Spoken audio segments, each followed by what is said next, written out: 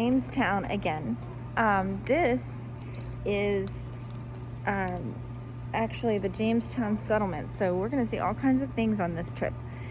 Let's get started. All right, it's a real cannon. Abigail, show them the cannon. This is the cannon. It's a real cannon they put here. It says, "Don't throw away your shot." Artillery like this Saker protected the English settlement from the very beginning. The gun fired solid, non-exploding cast iron balls called shot. While at times the colonists used loud, tree-splintering cannon fire to frighten away unfriendly Virginia Indians, the main purpose of the artillery was to guard against attack from the European foes. These weapons threw shot long range into relatively flat trajectory that could penetrate wooden planking and fell the masts of approaching enemy ships. Paramount Chief Powhatan also wanted a great gun, as he called it. John Smith offered Powhatan's messengers 4 pieces of artillery, knowing that they would find them somewhat too heavy to move, so the offer was refused. That's pretty cool. And it looks like they attached a That was what they put in there when they weren't using it. They put a piece of wood in it so that things wouldn't climb in there or it wouldn't get filled with water. Here's the map. And Owen and Abigail decided that we wanted to go to the fort before we get to the ships. Yep, we're gonna go to the ships. But we're gonna go through the fort first. Mommy, so let's go. Are there houses that we can go in through the James Fort? No, they're on the. We'll get the Indian homes on the way back. Oh. You can see them through the woods, though. Oh, I smell s'mores. It's not s'mores. I smell a fire, a campfire. See the. You can see through the woods. You can see the Indian homes. We will come back that way. So this is the path to the fort. James Fort. And tickets? Yes, we got tickets. We can go in the ship. I think that's James Fort. Yep. This is pretty cool. Very pretty. And then right there is the Indian houses where we're going to come back to. Yep, on our way back. We'll see them. A little bit chilly today. A little bit. But we have to wear masks. Yep. Well, I'm happy that we're wearing our masks because they keep our faces.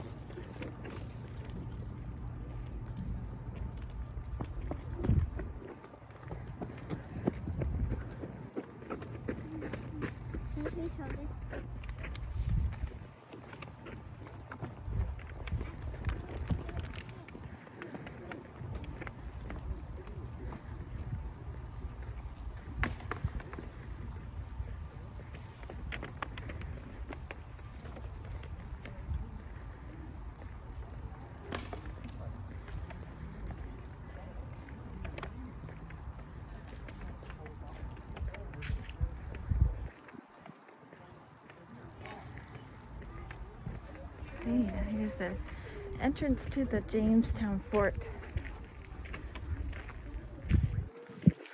Oh, the cannons. How cool is that? Huh. There's a cannon missing. There is a cannon missing. I wonder if they had to fix it. Oh, look at this armory. Hi, how are you? Do you mind me recording you? Okay. I'm doing a field trip for my kids. So, we're not allowed to have field trips right now. So, why is there a skull on your kid? Look at that. Well, his name is Yorick. I didn't really know him. He is here to help me explain a particular type of surgical procedure. Today I am borrowing the armory station to display a surgeon's case. So you can think of this as being like a first aid kit from 400 years ago. Wow. That's how old Jamestown is. Wow. So let's say, for example, that you have a patient who is a sailor and he was unloading a barrel off of one of the ships. And as he's working with the barrel, the rope breaks, the barrel falls, and bam, hits him right in the head. Oh. Then the sailor starts throwing up, he's running a fever, and he starts getting seizures that are making him shake. What happened is when he got hit in the head with a barrel, he started to bleed in between the brain and the skull. It's called a hematoma. If the blood keeps filling up inside the head, the pressure of the blood against the brain will become fatal. So to save their life, the surgeon will need to use a drill called a trephine. And he's going to use that to drill a hole into the skull. That doesn't look like a drill. It's a special kind. See inside? See? It's an old drill. My daddy got one of those at home. Once you've made a hole, you can use that hole to drain the blood out and relieve the pressure on the brain. Now, it should be noted that according to the medical books of the time, trepanation, as it's called, is a rare procedure. They're not drilling holes in people's heads every day. A surgeon might go a whole year and never even pick this up. But it's something that a surgeon would have to know how to do just in case. Very cool. Very interesting. Thank you. It looks like the skull lost teeth. Well, Yeah, I'd like to say that he got into a bar fight or something, but honestly, somebody dropped him and broke his teeth. oh. So now Poor he's guy. listening to you brush your teeth. Surgeon, That's, oh wow. Yeah, see, he would use that. If he was still alive while you were drilling, that must have hurt. Well, it probably did, but you know what? I'm sure that he Felt better probably needed it. He probably had a really bad headache. I'm sure. Thank you, sir. Surgeon, you guys have a good day. You too. Let's see, with the cabin.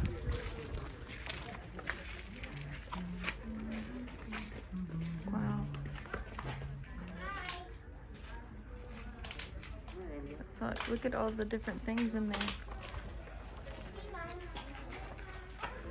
Big drum. There's Type of military training. All you new soldiers gotta learn how the musket works. So fall in and follow me. Now fall in, come on. That means you. I never actually. Well, I did see them before. Whoa.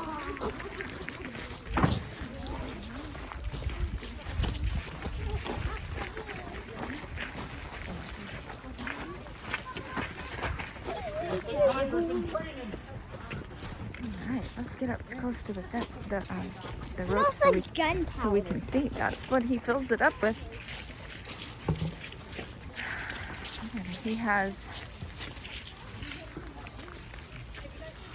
The weapon I'm holding here is a working reproduction of a matchlock musket. Matchlock, not flintlock, but it's real. It's just not real old. They're not going to let me anywhere near something 400 years old. But I said matchlock. This is my ignition system. This slow burning cord, it's special. It's been treated. And today we have to make our own what's called slow match, because you can't go to Walmart and buy it. So we take hemp rope, boil it for about 3 to 4 hours in vinegar and gunpowder. Hang it up to dry. That's the same basic recipe 400 years ago. Except this slow match would be made in England, shipped to Virginia already made, ready to use, along with everything else. Not making anything here yet. So here's what's gonna happen. I'm gonna load this thing and shoot it. Then I'm gonna talk about it for a little bit, because I get paid to talk if you couldn't tell.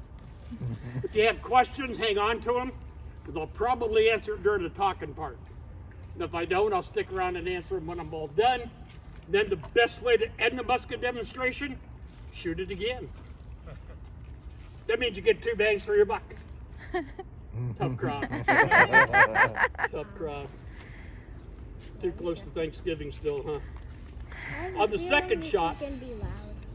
I'll Yes. describe the entire loading, so plug your firing ears, procedure, buddy. everything I'm doing. Takes about 20 to 30 seconds to do all this. That means it's an automatic musket. I shoot it, I automatically reload it. You guys are tough. This is my day job. I'll warn you when it's going to get loud. In fact, here comes that warning that I just warned you about. Going to be 2 commands. Number 1, present your piece. I'll aim it down the road. Second command is give fire. If you want to cover your ears, the best way to do it, use the flat palms of your hands like this. That's the best way. Okay. Present your piece. Give fire. Woo. Cool. Good job. This must have been the noise we were hearing yesterday. Is that cool or what? 1607. That's when the English arrived here. By that time, they've already had well over 200 years of firearm technology in Europe and England. They're going to bring that technology with them. When the musket is invented, it will be replacing the bow and arrow. Archers will become musketeers because it has a big advantage. This will shoot further and straighter than a bow and arrow. And a musket ball traveling 1,000 feet per second, which is 682 miles an hour, I did round off. Musket ball traveling that fast could punch through that iron armor that soldiers were wearing at 100 yards. Wow. It's your maximum effective range. What can you think of we have today 100 yards long? A football field. Goal line to goal line. Let that sink in for a second. Natives at the time of contact, they're still using bow and arrow technology, and they're good shots, don't get me wrong. Those guys are masters of that bow and arrow. George Percy writes he never saw better archers in the world than the natives here. But their maximum effective range, half or a little more than what the musket was. 50, 60, 70, 75 yards tops. That's why all these trees outside the fort wall would have been cut down for 400 yards. Hard to sneak up on the fort if there's no tree to hide behind. Those are all the advantages of the musket over the bow and arrow. I do have one disadvantage, just one, but it's kind of a big one, and I think you all know where I'm going. It's my rapid rate of fire. Shoot, reload, shoot again. Do all that within 20 to 30 seconds. That's 2 to 3 shots a minute. 3 maximum. Native shooting a bow and arrow can get a shot off every 5 to 6 seconds. He's shooting 10 to 12 arrows in 1 minute, maybe even 15. One-on-one, they have the advantage, but it was never, ever, ever one-on-one. And the reason the soldiers could reload in 20, 30 seconds is this belt I'm wearing called a bandolier. You're going to see these in our houses, down on the ships. I like to think of it as my 17th century speed loader. Everything I need's on here. The little pouch, that's your shot bag. That's where they kept all them little musket balls. These wooden bottles, they're called chargers. They're hollow. Cap slides up the rope. And each one contains enough pre-measured gunpowder for 1 shot. 1 bottle, 1 shot. 1 shot, 1 shot, 1 shot, 1 shot, 1 shot. I got more behind me I can't even reach yet. And of course today they're all empty. But putting gunpowder down the barrel to load it, that's step 3. Step 1, put a very small amount of gunpowder in that little side compartment there called the priming pan. That gunpowder's kept separate. 2 different reasons. Number 1, priming pan powder is a different quality. The grains are finer, they burn hotter and quicker. That's what you want for that ignition. Other reason, these are all pre-measured, so my shot will go 100 yards, can't get any more in them. If I prime the pan with one of these, just that little amount, then put the rest down the barrel, I just lost distance on that shot. So somewhere on my belt, I would have a bigger bottle, a flask, a powder horn. Today for demonstration, we are using paper cartridges. Stay behind the rope, So buddy. step 1 Accidentally. is to prime the pan. Put a little gunpowder in there. Step 2, swing the pan cover shut, close it. That's going to remain closed until I'm ready to shoot. Step 3, turn the gun over, open up one of these full bottles, pour gunpowder down the barrel, reach into your shot bag, get a musket ball, drop that down too. No paper wadding yet. And I am not shooting a musket ball, substituting the paper for the shot today. Got to push everything down to the bottom. Every musket had a stick underneath it. They called it a scouring stick. I just like to call it a rammer because that's what I'm doing. What I'm actually doing is compressing all those loose grains of gunpowder to get a bigger, better explosion. Pull the rammer up before you shoot, put it away. You're done with it. I am now primed and loaded. Bring the weapon back up. Not yet, I'll warn you. Take one end of my specially treated slow match, blow the ash off so it's nice red and hot. Cock it, put it in the holder so the red hot part is facing the priming pan. The holder and the trigger, they're connected together with the bar inside here. So when I'm ready to shoot, aim, reach up, swing open the pan cover to expose the gunpowder, pull the trigger. I'm lowering fire into gunpowder. When that touches, I'm going to get the flash in the pan. Immediately, no delay, that fire will travel through a little hole where the pan is attached to the barrel called the touch hole. Get the touches off the gunpowder I just rammed down there. So I'm using a small amount of gunpowder to ignite a larger amount. It's that controlled explosion of gunpowder in my sealed barrel that forces whatever's in there to come out the other end. It really is that simple. So, once again, if you want to cover your ears, now would be a good time to do it. Cover your ears, buddy. Present your piece. Give. Fire. Very Cool. neat. This is very cool. I love my job. You couldn't tell. Guys, if you have any questions, I'm going to stick around for a little bit. Try to answer them to the best I can. But only till 4:30. But that's when we close and go home. I don't Do you live have here. any I work here. questions? Do you have any questions? Any questions? No? Tell them thank you. Thank you. You're welcome. Thank you. And my second graders, thank you also. Oh, good. This Hi, is, second graders. they are, we're doing a virtual field trip. So, Charlotte, North Carolina. This is a good place to start because this is the first permanent English settlement. that's awesome. Got to use all 4 words. If you say first English settlement, they disappeared. Right? Lost colony of Roanoke. What's And that? if you say first settlement, that's Spanish. St. Augustine. What's that? What's that? That goes boom. Is that a cannon? This only went bang.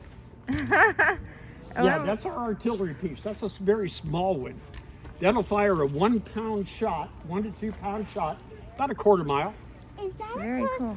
Is that supposed to be with the, in the Well, that's empty just spot? where we have it aimed because we know nobody's down that way. Right? Go ahead, Owen. What's your But question, that kind buddy? of a weapon, usually you're going to find that mounted on the rail of a ship. So they called it a rail gun. Oh, cool. And you can pick it up from the back to swivel it, to aim it. So they called it a swivel gun. It's got 2 different names. Cool. What's your question, buddy? How does the gunpowder explode? Well, now, you're going to have to get into a science lesson here. Right? There's 3 components to make gunpowder. Charcoal, sulfur, and saltpeter. But it's not just a third and a third and a third. You've got to have the right different different measurements. And when they were inventing gunpowder, a lot of people were blowing themselves up because they didn't have the right measurements. So when fire hits that gunpowder, that ignites the sulfur, and that gives it that smell, and the charcoal and the with the other thing I just mentioned, I'm having a senior moment. It's okay. Right? That's what causes the explosion. And when gunpowder explodes, it doesn't like to be contained. It likes to go somewhere. And the only way it can go is from here to there. Because right there is the end of the barrel. Stops right there. And that's the priming pan. So you remember what I said, flash in the pan? That's where we get that saying from. And then it shoots out the end and goes where they aim it. Mhm. Isn't that neat? You guys say thank you very much. Thank you for visiting today, guys. Thank you. You're welcome. Say bye. Look at this cool wall. Those are the ramparts. These are the ramparts, right? We call them palisade walls. Do they have ramparts on the Jamestown? Well, actually, I don't know what you mean by a rampart. It's the part they ram. No, Uh-huh. no. That's what we learned about. We didn't ram any parts. Come on. So this doesn't have ramparts then. I bet you would love your Bob even more if you used the movie. Look at this cool house. Well, I didn't use it because they didn't have it. This is a neat building inside the fort. Just like a bayonet. So they put the walls around it, and then they built houses and barns and such inside the fort. I'm gonna go look through the door. Here we go.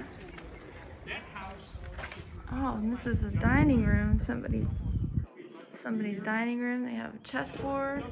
They would play games. Fireplace to keep them warm. And then look how it's pretty neat. That's the governor's house. He's in charge. This is the governor's house.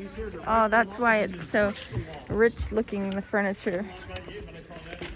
So you see the difference between the governor's house has the fancier, more intricate furniture. If you look at the design and the decoration, that's very cool, isn't it?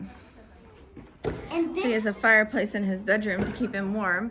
A the desk. governor's house is 3 stories tall. Is it really? Yeah, Wow. the guy just told us that. That's a fancy bed, isn't it? The gun guy. Look, and then they put the curtains on the bed. Do you know what the curtains were for? No. To keep the sun out, so he could sleep late or go to bed early. Oh. So he closed the curtains on the bed to keep it dark so that he could sleep. Pretty neat, huh? Let's go over here and see the other end. I want to see this. Wait, back up. Wait your turn. Sorry. Let's see. Oh, there's the cool stairs. They're like spiral stairs, huh? If you look back here, Abigail, there's another room. Another The bed. bedroom. And there's a desk inside there. And this is where they ate. So that other room we saw must have been the living room. The one with the chessboard. So I thought it was the dining room, but it wasn't. I like the stairs. That's pretty neat. Is it spiral stairs? 3-story governor's house. That's pretty cool, huh? Yeah, the gun guy told us that. And this would be the different areas where they would work inside the fort. The gun guy told us The that fort. this is the governor's house and it was 3 stories. So that's like, come here. Stay with me. Owen, These are the tools and stuff, and this looks like a barn back here. Oh, this would probably be the armory where they would make the weapons. See the charcoal fire where they would heat up the metal. What did they call it when they built Blacksmith? blacksmith? Yes, that made the weapons and the tools. He made axes and swords, and see all those tools back there on the back wall. Yeah. Did they make that? Did the Yeah, and blacksmith- those are what they used to make all the weapons and the tools, and blacksmiths even made like forks and stuff that we ate with. forks. Yeah. Do They still made do pots and pans, and they made weapons, and they that? Do made they still do that? horseshoes. Do they- Yeah. Is there still blacksmith? Yeah, so to speak. We have machines that make a lot of stuff for us now. Oh, look, Owen's gonna get to pick up an axe. It's a little bit heavier in today's act. Abigail, back up. That makes it easier to chop. Hold on. That's pretty heavy, isn't it, Owen? If it's okay with your parents. But no swinging. No, keep it below your knees. Put it okay? down on the ground. On the stick. There you go. There you go. There you go. I want a shot. All right, that's enough. Give it back to Bubby. Let him try and chop. Stay down low. Chop it with the grain, it'll be easier. Oh, not the dirt. Okay, put it. Now do it. There you go. Now try it. Now do this one. This one. There you go. There you go. That's very cool. Will you give it All back right, and tell him okay. thank you very much? Put it down. Keep it low. Yeah. So what do you think girls would have done? Like 10 to 14-year-old girls back then. They're not from wealthy families. What do girls do? Cook? Take care of Okay, that's babies? enough. Who would you cook for? I'm doing No, that's enough. it. No, you need to pick up your bottle. So if you're like 10 to 14 years old, and you're a girl back then, you're probably a servant in a wealthy person's home. You're probably not living at home anymore. No. You're learning how to cook. You're learning how to sew. You're learning all the domestic skills. Mm. And what do boys do? He's a If boy. you're a boy and you're not from a wealthy family, you're probably apprenticed off. So you would be in the blacksmiths over here, or Whoever would take you on as an Would apprentice. you be Huh. a soldier if you were a boy? no, not yet. So, yes and no. So back then, it's the wealthy boys that learned how to be soldiers. So if you're from a wealthy family and you're a boy, if you're the firstborn, you inherit everything. If you're the secondborn, You become a soldier. no, you're probably getting an education. Oh, Doctor, okay. Lawyer, clergy, something like that. If you're thirdborn or later, Then you're the many of them are soldier. getting military training. Wow. They're learning how to be soldiers. So there was like a system. Starting about age 8. Wow. what did So you right say? now, oh, when you're 8 now, you would start. If you're a wealthy boy, you would start training now as age 8. Pretty well. If you weren't a wealthy boy, you would be over there apprenticing in the blacksmith shop, learning I how to wanna make be a weapons. blacksmith. So in That would be pretty Jamestown neat, huh? here, What? We were at war with the Palatins. I want to be a blacksmith. Yes. It's actually the wealthy gentlemen who are the trained soldiers.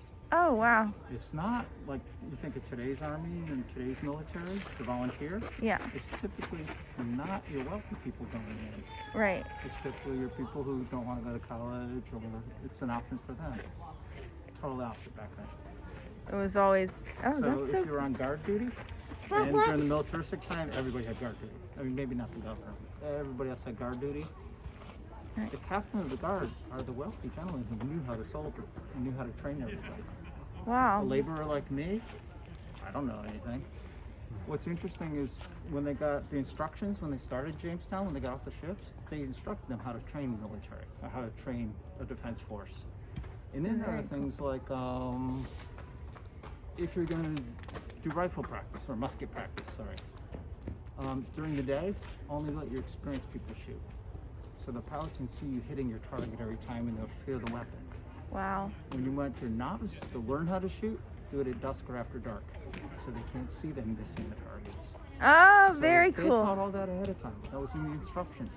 Oh, wow. What if you were a wealthy girl? What was your job? Wealthy girls? A wealthy girl?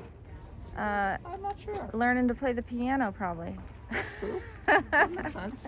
They did that a lot. Introduction to society and all that stuff. Yes, yes. And etiquette school. No, Yep. sports. Sports. They didn't have sports back then. Thank you very much. Oh, you're welcome. They're doing some cooking demonstrations inside if you're interested. Awesome. Thank you. You want to go learn to cook? And that, and Let's that. do. In this building, yep. Let's Got go. fire Let's going go there. see some cooking. Can we eat And I this? think Sophie's doing Food some that's embroidery work inside. too. Oh, neat. Is there cooking stuff in there? In this one, yep. Right here. Let's see. Eat the stuff out there. She is cooking. Wow. Hi. Hi. Good. How are you? I'm making a field trip. A virtual field trip. Oh, very nice. So this house that you folks have come into is company housing for the men of the fort. So think of it like a modern day barracks, essentially. So Okay. soldiers housing. There's 4 bedrooms, one up and down on either end. And if you go around to this door, you can access that bedroom and take a look in there. Oh, very cool. And this is the hall of the Back up. building, so this is where you're gonna do anything, basically when you're not sleeping or working. So you can cook in here, you can do any like leisure activities, you can clean your armor, whatever you need to use it for, you can. And today we did a little cooking in here. And then my kettle oven on the floor here, we have a dish called Turkish dish of meat, which is basically stewed rice with pork and leeks. And so the original recipe calls for beef and onions to go inside it. But if you don't have those things, then you're gonna put whatever you've got in it. So pork is the main meat the men here are gonna be eating. You're gonna see it either brought over in the form of live pigs, or you have the salted pork being shipped over as well. So either way, it's gonna work out. Is that bread? That's salted pork. Do you know why they would salt the meat? No. No. So back then they didn't have refrigerators, right? Right. No. And so to keep your meat from going bad, you could do three things to it actually. So the first is you can smoke it, and that's what the Spanish and the Native Americans did. So you have it over a fire and you have a lot of smoke coming up, and it dries the meat out and makes it so it won't go bad. You can also pickle your meat. So you've had like the pickled cucumbers, which we call pickles today.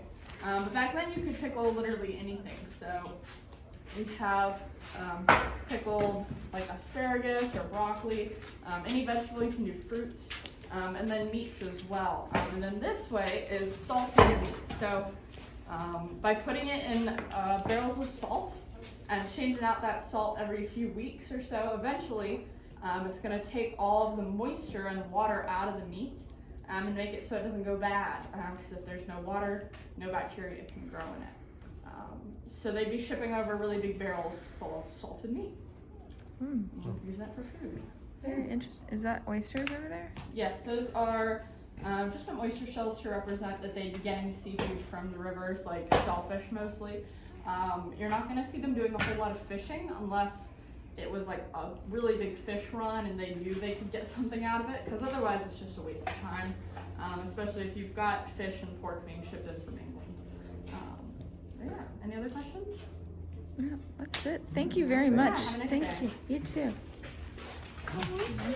That's the fire we've been smelling. It smells good, doesn't it? Come on, buddy. Oh, What? The bedroom.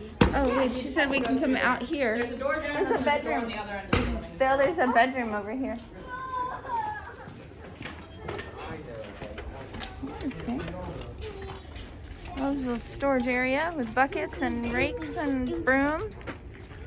And this is the soldier quarters, she said, the barracks. So this is the barracks where the soldiers would sleep. Look, there's a bunch of beds in here. Oh, that's the belt thing that gentleman was wearing. the gunpowder. Yep. And their armor.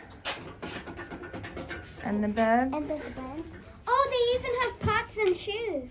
Yep, that's That stuff was heavy. so they would fill up their pots right here with water, and that's how they would clean themselves at night. They have to Because they wear didn't have showers in here. Ah! So they would fill those up with water, I and bet they would they had to get- wash. I bet they Wash had themselves. to. I bet they had to get trained to wear armor. That's so they had. They just. Let's see the other Put your bedroom. head through here. This is the front, and that's the back. Yep. And it was heavy.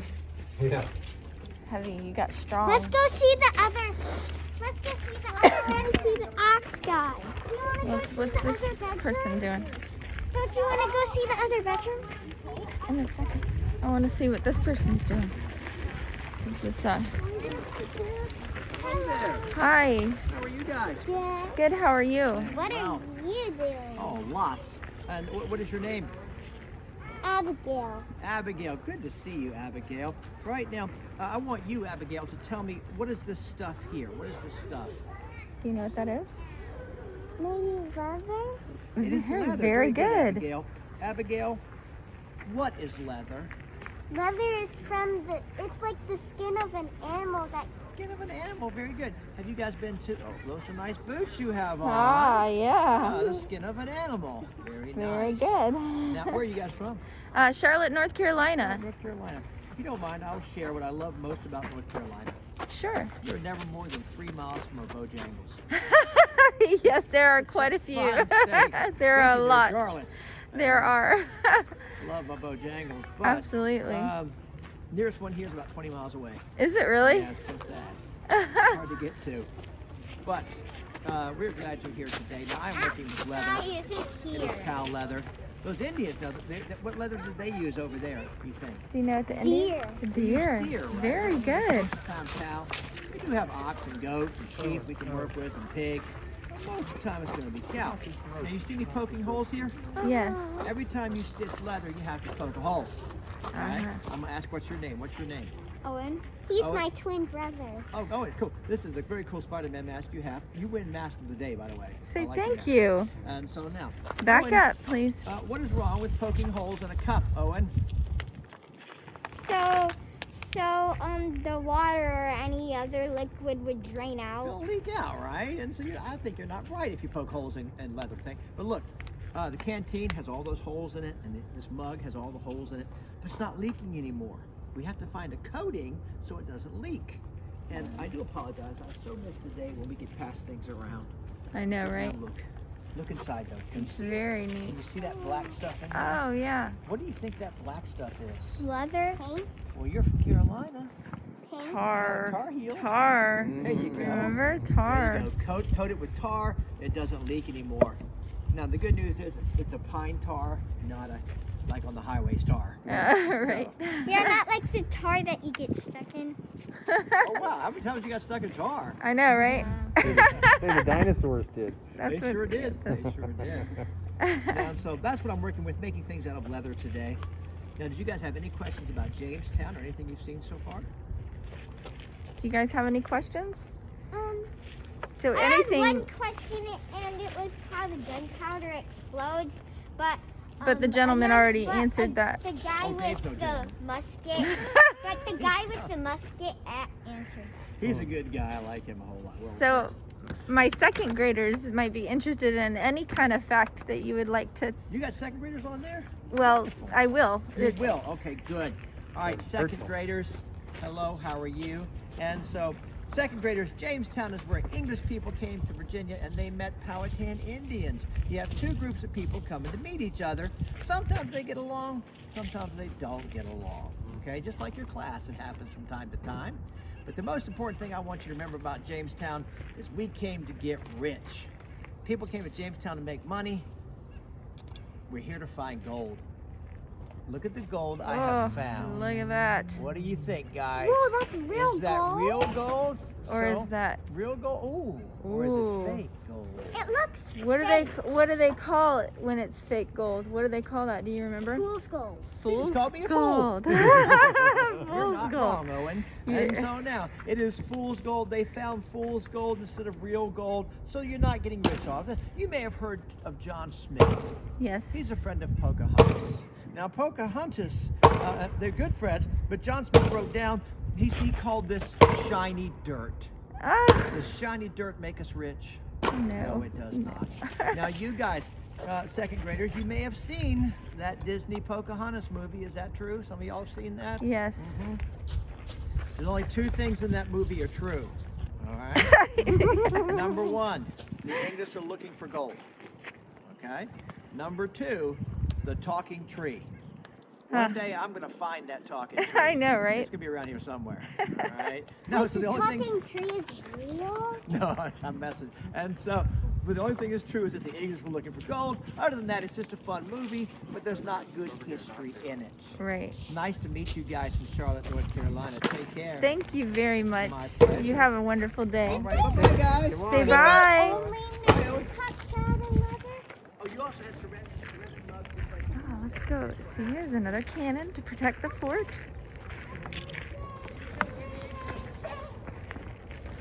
See? We go in here. What's in that house? I don't know. Let's go see. What are we gonna do? What's this? This is a church. This was the church. So they would come in here. Look at their pews. The maximum size is 12 people. Well, yeah. There's a lot of pews in here. They could fit a lot of people in this church. Oh, there's a unicorn on the picture. Oh, look at that. There's a unicorn. There is a unicorn up there. A unicorn and a lion, huh? And this, so this is the, this is where they would go confess, the confession booth. Oh no, they use this like a court. Look at that. It's probably doubled as a court. So that's people on trial. Very interesting. How would they get in there? I don't know. It says, during the martial law period in 1610 to 1619, everyone was required to attend church services twice a day with severe punishments for repeated offenses. There were longer Sunday services with sermons and religious instruction. All colonists were required to swear allegiance to the Church of England, for the king was the head of both church and government. The chancel or choir was considered the most holy place in the church. Here is also held seating for the governor and his council. So they did their they also did their court services here. So in 1619, the first General Assembly met in church. It was the only building suitable for large enough for the legislative meeting of governor, council, and 20 representatives called burgesses, 2 selected by each plantation in town. So 1 man died during the deliberations from the summer heat. 19 men sat for 1 week and passed laws on the running of the colony, setting a precedent for assemblies to follow. What laws do you think they passed? That's probably a good question to think about and ask and talk about. Oh, look, a little campfire. Oh, look at all the birdies. And there's a big fence. These guys go out there and become those guys, and those guys get to come back here and become these guys. And they do it again and again and again and again and again and again. Hello again. 24 hours. That's why you're only standing watch for 3 or 4. So maybe later on during the day you might want to take a power nap when you're in here. Oh, wow. You've got to be ready to take your next shift. Firefighter. What? And when you're not on guard duty, you're doing your other job. Carpenter, blacksmith, glass blowers, cobblers, tailors. It doesn't matter. You got all kinds of jobs. Today, I'm the carpenter on guard duty. Tomorrow, I'll be a carpenter. I'll be at the other end of the woodworking. We take turns in here just like they did. That's See this very tabletop? interesting.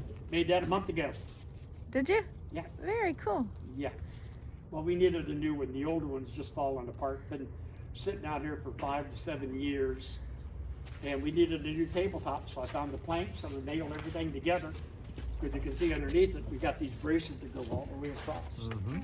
Very cool. And I used about 50 nails in this thing.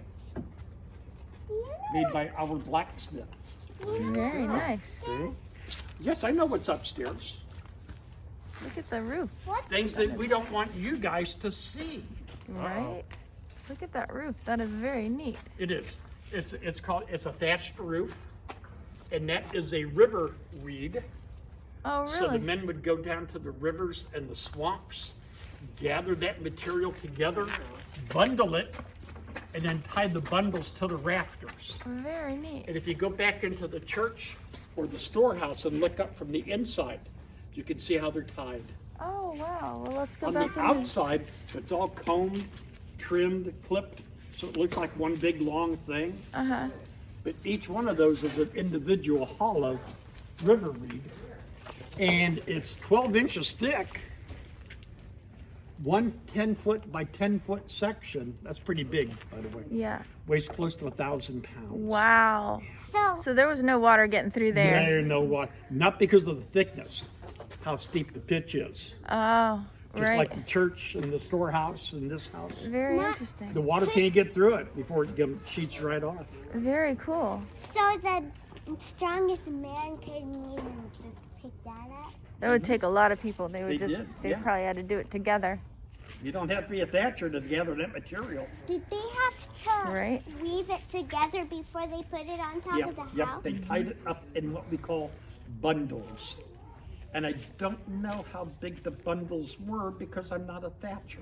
I'm Right. a carpenter. There you go. Let's And go. those are I want to also go. last names. Oh, really? Thatcher, Oh, Margaret Thatcher used to Yeah. be Prime Minister, England. yes. Becky Thatcher, she's in the book Tom Sawyer. Sawyer, another last name. That's an occupation. They saw Wow. wood. Very Joiner, cool.